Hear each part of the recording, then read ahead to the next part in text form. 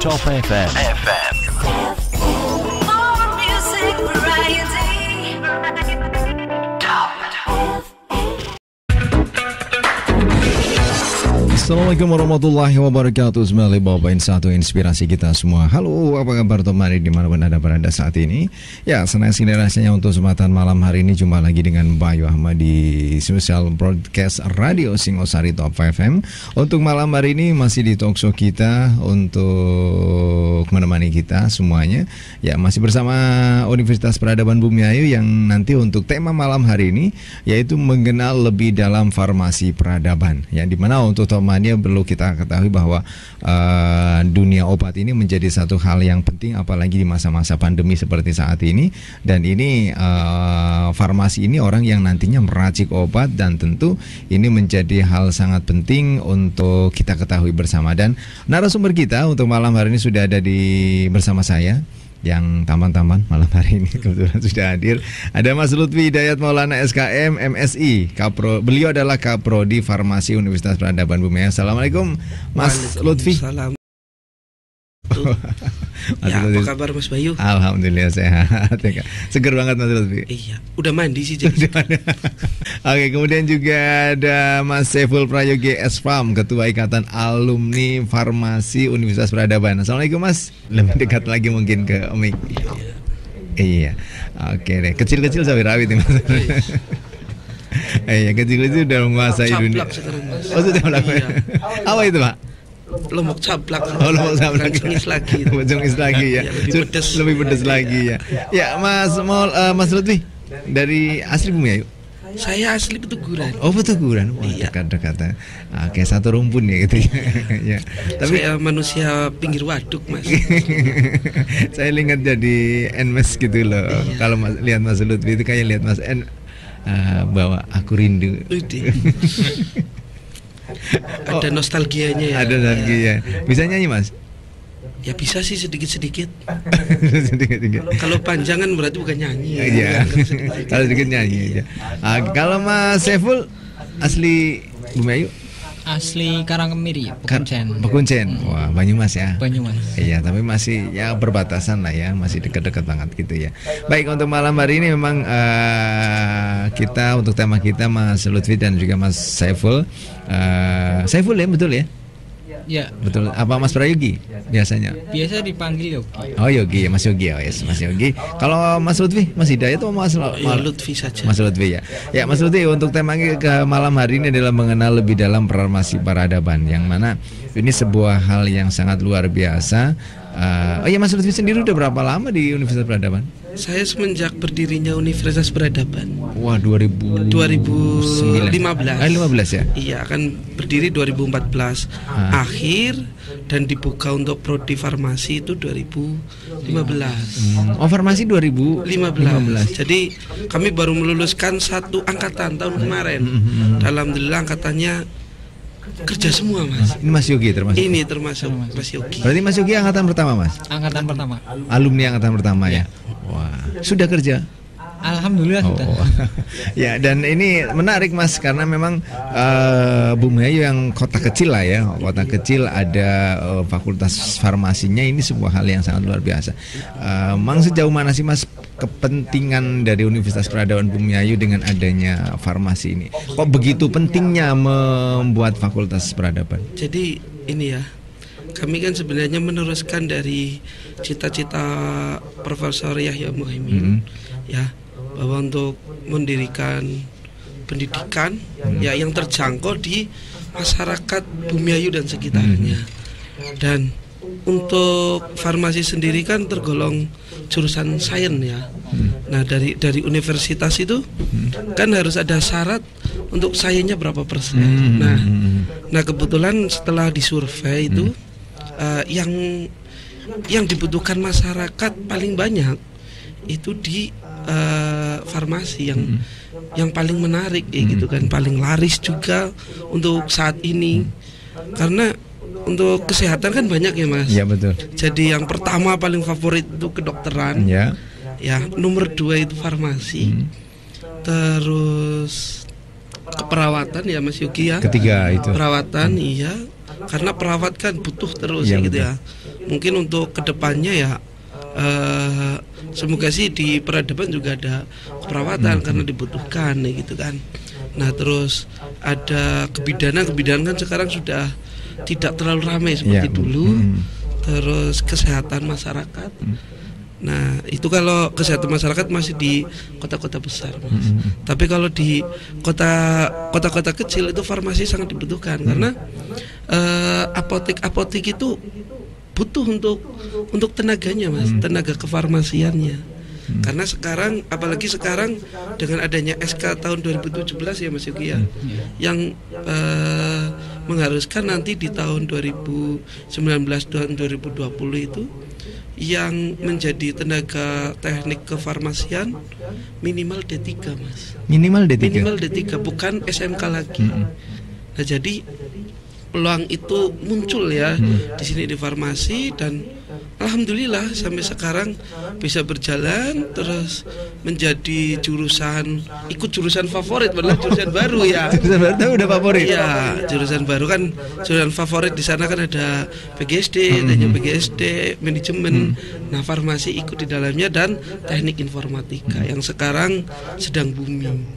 Nah, terus untuk tenaga kefarmasian itu karena di sini banyaknya SMK, SMK jurusan farmasi di Bumia itu kalau tidak salah sekitar 5 itu ada, Mas. Nah mereka kan kadang tidak bisa bersaing di kota besar. Nah akhirnya mereka juga ingin kuliah lah, yang kuliah. Butuh jenjang yang lebih tinggi lagi gitu ya. Iya, butuh kuliah, jenjang yang lebih tinggi lagi karena keharusan sekarang, Mas. Keharusan dan persyaratan menjadi tenaga kefarmasian harus D3 itu. Minimal D3. Bahkan yang sekarang pegawai rumah sakit yang tadinya SMK kuliah semua, Mas. Nah, insya Allah tahun ini itu banyak yang lulus dari kelas karyawan angkatan pertama tahun ini. Karena memang dengan peraturan tersebut kan. Dengan peraturan tersebut karena kebutuhan juga. Terus nun sewu ya yang D3 juga pengen meneruskan ke S1. Tapi kami belum bisa membukanya karena ada peraturan-peraturan tertentu dari Dikti maupun dari APTFI ya, Mas. Itu ada syarat-syarat tertentu. Nah, jadi kami di sini sudah S1, kami juga berharapnya ke depan beberapa tahun yang akan datang ya bisa membuka profesi sendiri, Mas, apoteker. Tapi berarti untuk saat ini masih farmasi belum ada secara masih berarti untuk farmasi umum atau seperti apa? S1 farmasi. F1 jadi farmasi. Kan ada tingkatannya dari farmasi apotek, D3 farmasi, terus S1. Nah, S1 memang jenjangnya nanti ke apoteker, ke profesi. Tapi S1 langsung ke S2 farmasi juga bisa, Mas. Gitu.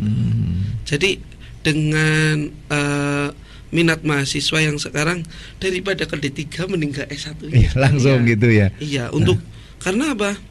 Biaya D3 itu di luar wilayah Bumiayu itu luar biasa mahalnya, Mas.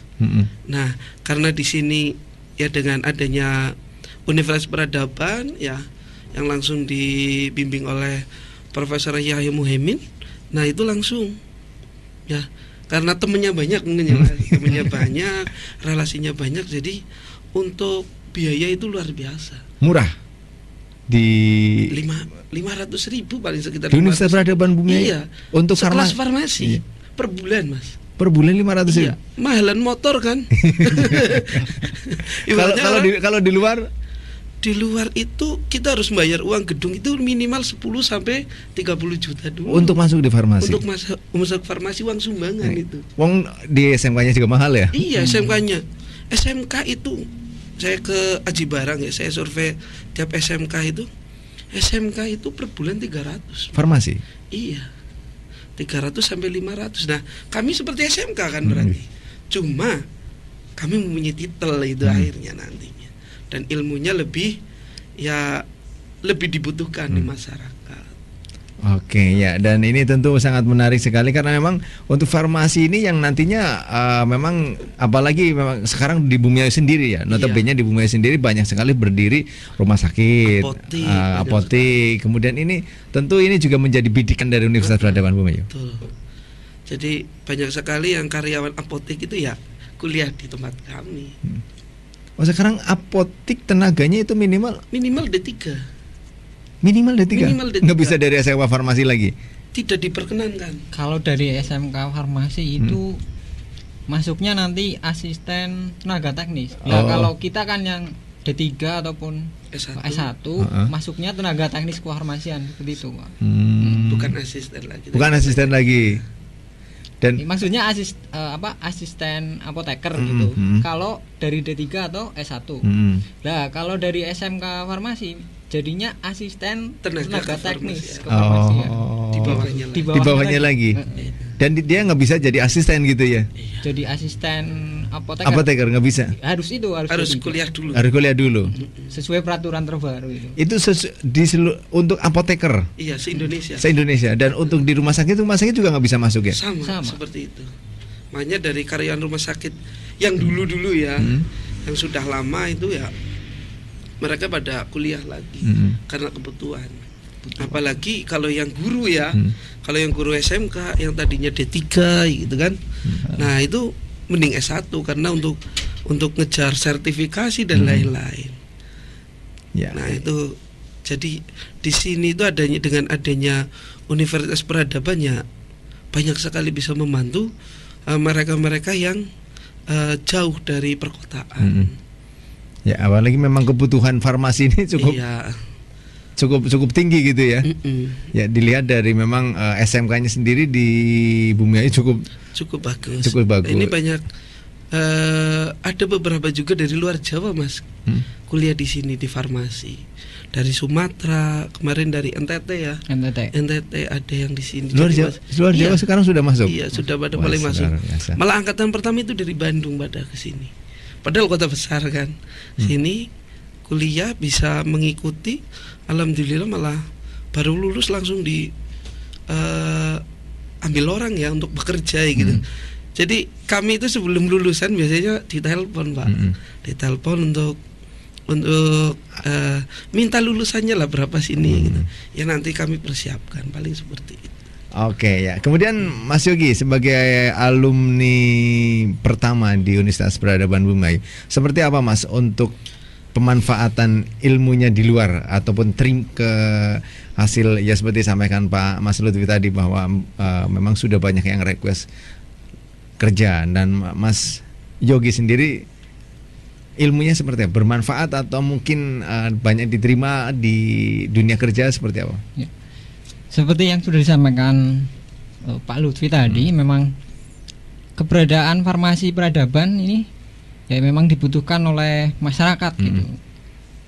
Kebetulan untuk alumninya sendiri, kalau dilihat tadi disampaikan Pak Lutfi dan juga di data kami kan sudah ada ikatan alumni seperti itu. Memang hampir 80% itu sudah bekerja. Dengan fakta yang ada seperti itu, berarti tentu kurikulum ataupun materi-materi yang disampaikan itu memang dipakai atau bermanfaat di dunia kerja gitu, Pak. Mas Yogi sendiri kerja di mana? Kebetulan saya di Universitas Peradaban sendiri, Pak. Oh, masuk di. Ini sebelum Mas Yogi itu sebelum lulus, kami tarik dulu. Oh. Untuk membantu kami di lab. Karena ya beliau menjadi ada keistimewaan. Ini yang tertinggi nilainya. Oh, IPK berapa Mas? 3, sekian. 3,sekian. Berapa ya? 8 atau berapa? Oke. Ya, jadi sekarang di Universitas Peradaban. Iya. Untuk banyak teman-teman yang lain kebanyakan di mana Mas? Dari data yang Mas Yogi himpun. Kebanyakan di pelayanan kefarmasian, berarti di klinik ataupun di rumah sakit, di apotek. Tapi ada juga yang diterima di industri, dan juga ada juga yang ini sedang studi lanjut untuk S2 gitu.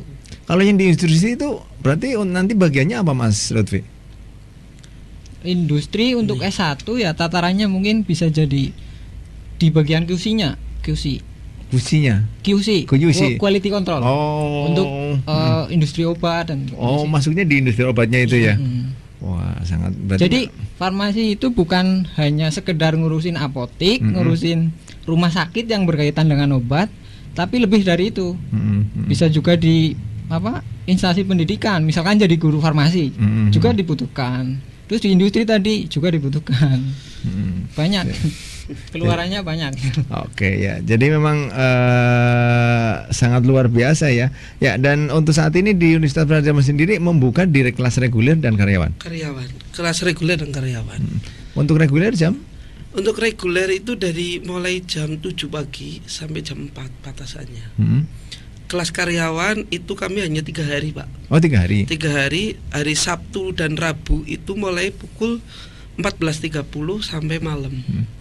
Hari Ahad ya, karena kami itu Ahad ya di situ kan. Hari Ahad itu mulai dari pagi sampai sore. Ahadnya itu. Iya. Itu karena ada reguler dan karyawan. Ya, kemudian biasanya biaya karyawan lebih mahal, betul nggak? Iya betul. Kalau biaya karyawan memang lebih berbeda ya. Dengan reguler. Karena ada kelas khusus ya. Dan mengajar kami juga malam-malam gitu kan. Nah, itu memang ada tambahan. Jadi ada perbedaan lah sedikit. Nggak terlalu jauh juga dengan reguler. Tapi untuk tahun ini nanti banyak kan dari karyawan juga. Alumni yang wisuda. Untuk wisuda itu tetap banyak reguler. Oh, ada reguler. Reguler ada sekitar 30, karyawan ada sekitar 18. Tapi itu dari apoteker dan juga dari itu malah sudah bekerja semua. Oh, sudah bekerja di semua. RS Amina, apotek Bumiayu Paguyangan, bahkan ada yang dari Rembang Purbalingga. Karena tuntutan tadi, peraturan itu. Betul. Oke ya, baik Mas Lutfi dan juga Mas Yogi untuk bincang-bincang kita untuk malam hari ini makin menarik dan tentu memang seperti kita ketahui bahwa apalagi di masa pandemi seperti ini ya Mas Yogi ya, ini obat ini menjadi penting gitu ya. Betul, vaksin ya. Vaksin. Walaupun sampai sekarang itu belum ketemu ya. Berarti ini yang farmasi ini yang nanti yang meracik, yang mencari dari dunia kesehatan intinya, baik farmasi, kedokteran ya. Itu yang paling utama, mencari untuk membuat vaksin, penemuan atau penelitian terkait vaksin. Ya, baik Mas Yogi dan juga Mas Lutfi untuk bincang-bincang kita malam hari ini. Sebelum kita lanjutkan, kita break sejenak karena ada beberapa pariwara yang mau lewat terlebih dahulu. Anda masih di 95.1 Top FM. Inspirasi kita semua. Satu Nusa, satu bangsa, satu Indonesia.